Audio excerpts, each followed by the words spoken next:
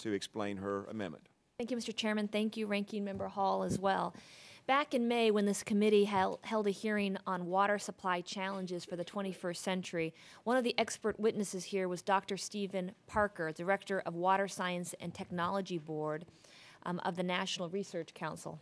Seems like it was a long time ago, but when we think about water issues, really just very, very recently. Committee members may recall that in his testimony, Dr. Parker discussed some recent work that was being undertaken by the Water Science and Technology Board on water supply and water management. He also discussed some major challenges facing state and local governments in providing adequate water supplies to meet our society's competing and growing needs. It's interesting hearing from Mr. Gingrey what he's experienced in his home state of Georgia. I hail from Arizona, which is a second fastest growing state. It's a desert state, record droughts, record population growth. So we're really challenged out in the Southwest as well.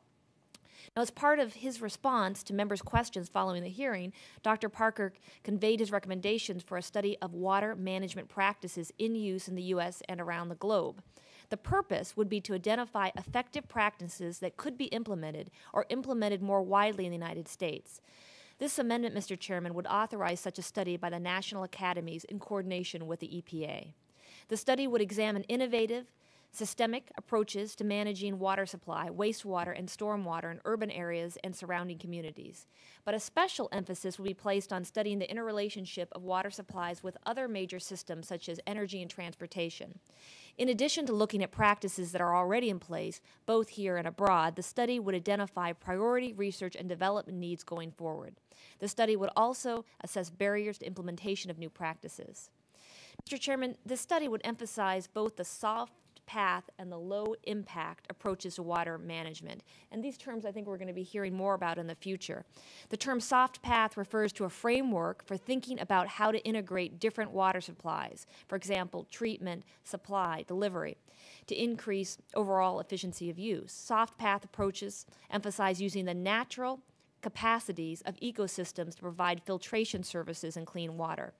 The term low impact in this context refers to technologies and practices for gathering and using the water that falls on any given site as rain.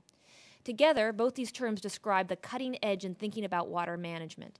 In the 20th century, water management solutions are often characterized by expensive capital investment projects to transport water great distances and treat it in large centralized facilities. By contrast, 21st century solutions are much more likely to employ soft path and low impact approaches. The purpose of this study is to produce a report that will evaluate challenges and opportunities and then recommend innovative integrated solutions. The report will serve as a practical reference for planners, scientists, engineers, non-governmental organizations, and regulators concerned with water management. I urge my colleagues to support this amendment, and with that, I yield back my time. Thank you.